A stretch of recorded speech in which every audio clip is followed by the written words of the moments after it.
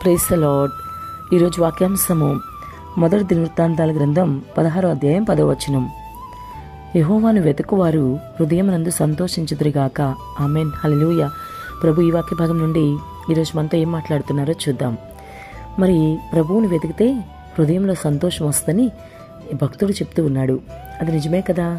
మరి సహోదరి సహోదరుడా, నీ ఆత్మీయస్థితి ఎలా ఉంది? నువ్వు ప్రభువుని వెతికే వ్యక్తిగానే ఉన్నావా? ఇంకా ప్రభువుని వెతకడంలో మరి నీ హృదయం సంతోషిస్తూ ఉందా? అంటే ఆయనలో నీ సంతోషం ఉందా, బయట ఎక్కడైనా ఉందా? ఒకసారి ఆలోచించు. ఈ లోకంలో ఉన్న సినిమాల్లోనూ, సీరియళ్లలోనూ, అన్య సంబంధిత ఆచారాల్లోనూ, నీవు వేసుకునే మేకప్ల్లోనూ, నీవు ధరించే ఖరీదైన వస్త్రాల్లోనూ, నువ్వు తిరిగే ఖరీదైన కార్లలోనూ, ఆడంబరంగా నీవు ధరించే ఆభరణాల్లోనూ ఎక్కడా లేని సంతోషం ప్రభువులో మాత్రమే ఉంటుందని నీవు ఈరోజు గమనించాలి. నువ్వు ఆయన్ని వెతికినప్పుడు, ఆయన్ని స్తుతించినప్పుడు, ఆయన్ని ఆరాధించినప్పుడు ఆ సంతోషం నీ సొంతమవుతుంది సుమా. కాబట్టి ఈరోజు ఆయన్ని వెతికేవాడిగా నీవు ఉన్నావా?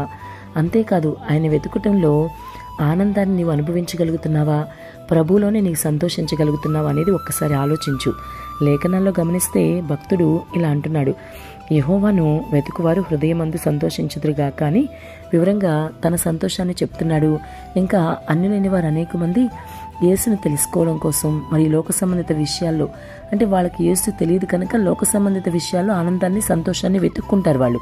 కానీ క్రీస్తుని కలిగి ఉన్న నీవు క్రీస్తులోనే ఆనందించాలి, ఆయనలోనే నీ సంతోషాన్ని వెతుక్కోవాలి. అన్ని జనుల వల్లే నీవెంత మాత్రము కూడా చేయకూడదు సుమా. లోక సంబంధిత వ్యవహారాలు, అన్న సంబంధిత ఆచారాల్లో నీవెంత మాత్రము కూడా సంతోషాన్ని వెతుక్కునేవాడుగా ఉండకూడదు. ఈ లోకంలో నీవు ఇప్పటి వరకు దేనికోసం వెతుకుతున్నా సరే ఇప్పటి నుంచైనా నీలో మార్పు రావాలి.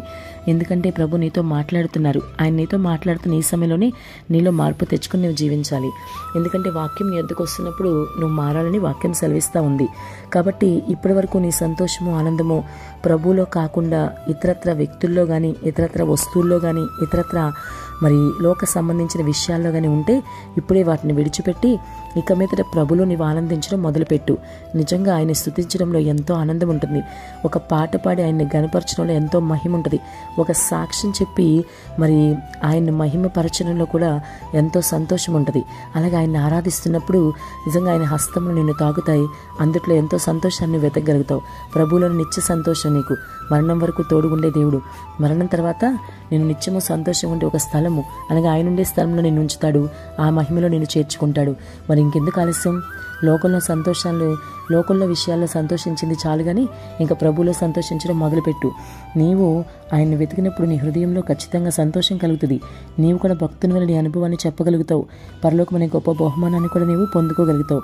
మరణం వరకు నీకు తోడుగా ఉంటాడు. ఆపై ఆయనతో జంటగా జీవించే భాగ్యాన్ని ఇస్తాడు. కాబట్టి ఆయనలోనే హృదయపూర్వకంగా సంతోషించు, ఆయనలో నీవు ఆనందించు. ఆమేన్.